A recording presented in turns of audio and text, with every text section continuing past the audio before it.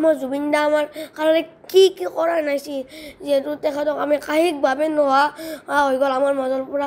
অকল জুবিন দা জিন্দাবাদ ক'লে নহ'ব, কিন্তু এইটো বেয়া পাই লাভ নাই। তেওঁৰ যি আদৰ্শ, সেই আদৰ্শৰ এটা যদিও আমাৰ যুৱ প্ৰজন্মই শিকে, মই ভাবোঁ অসমখন আজিৰ এই ষ্টেটত নাথাকে, বহুত আগবাঢ়ি যাব। নমস্কাৰ, মোৰ নাম তনবীৰ, শ্ৰমিক এই আমাৰ আজি মই উপস্থিত হৈছোঁ। আমাৰ সকলোতো জানে আমাৰ ইয়াৰ আমতো জুবিন গাৰ্গ আমাৰ মাজৰ পৰা নোহোৱা হ'ব একমাহ হ'ল, আৰু আজি এই একমাহ আমি একমাহ আমি কেনেকৈ কাটালোঁ আমি ভাবিব নোৱাৰা তাৰমানে ইমান দুখত আছোঁ আমি।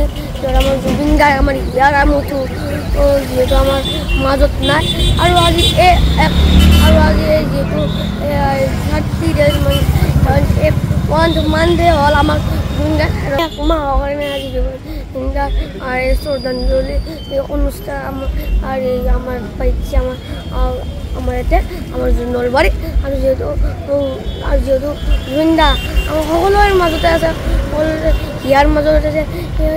এই শ্ৰদ্ধাঞ্জলিটো আমাৰ একমাহৰ শ্ৰদ্ধাঞ্জলিটো আমাৰ নলবাৰীতো পাইছে, আৰু এই দুখটো সকলোৰে মনতে থাকি যাব আমাৰ জুবিন দা নোহোৱা হ'ব। তো এই শ্ৰদ্ধাঞ্জলিটো কেনেকুৱা পাতি আছে মই তেওঁলোকক দেখাওঁ, আৰু মই সেইকাৰণে আজি এই অনুষ্ঠানটোত মই শ্ৰদ্ধাঞ্জলি জনাবলৈ আমাৰ জুবিন দাক জনাবলৈ আহিলোঁ। এই অনুষ্ঠানটো অপেনিং কৰিছে আমাৰ জিলা আয়ুক্ত মহোদয়ে, আৰু জিলা আয়ুক্ত মহোদয়ে আমাৰ জুবিন দাৰ ওপৰত কি সুন্দৰ কথা কৈছে, আপোনালোকে একবাৰ শুনকচোন। জুবিন গাৰ্গৰ অসমীয়া সমাজ জীৱনলৈ যি অৱদান, সি গানৰ ক্ষেত্ৰতেই হওক, কবিতাৰ ক্ষেত্ৰতেই হওক, বা তেখেতৰ প্ৰকৃতি প্ৰেমৰ ক্ষেত্ৰতেই হওক, পক্ষীৰ প্ৰেমৰ ক্ষেত্ৰতেই হওক, বা দুখীয়া বা আৰ্তজনৰ প্ৰতি তেখেতৰ সহায় আগবঢ়োৱাৰ যিটো মানৱীয়তাই হওক, এই কথাখিনিৰ পৰা ভৱিষ্যত প্ৰজন্মই কিন্তু শিকিব লাগিব। অকল জুবিন দা জিন্দাবাদ ক'লে নহ'ব, কিন্তু এইটো বেয়া পাই লাভ নাই। তেওঁৰ যি আদৰ্শ, সেই আদৰ্শৰ এটা যদিও আমাৰ যুৱ প্ৰজন্মই শিকে, মই ভাবোঁ অসমখন আজিৰ এই ষ্টেটত নাথাকে, বহুত আগবাঢ়ি যাব।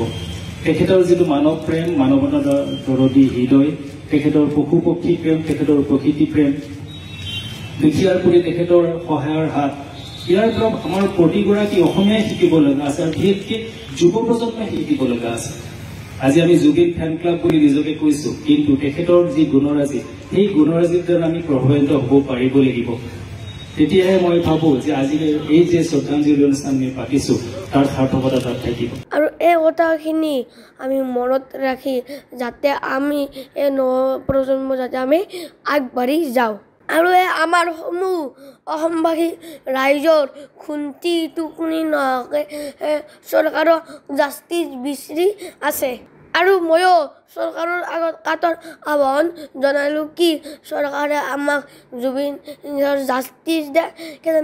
আমি এটা এনে সম্পদ হেৰাই দিলোঁ, যোনটো নতুন প্ৰজন্মক বহুত ইম্পৰ্টেণ্ট আছিলে এই জুবিন দাই, আৰু আমাৰ জুবিন দা আমাৰ কাৰণে কি কৰা নাইছিল যিহেতু তেখেতক আমি কাহিকভাৱে নোহোৱা হৈ গ'ল আমাৰ মাজৰ পৰা। সেইকাৰণে আমি এই জাষ্টিচক লৈ যুঁজি থাকিম, আৰু থাকিব লাগিব আমি চবেই।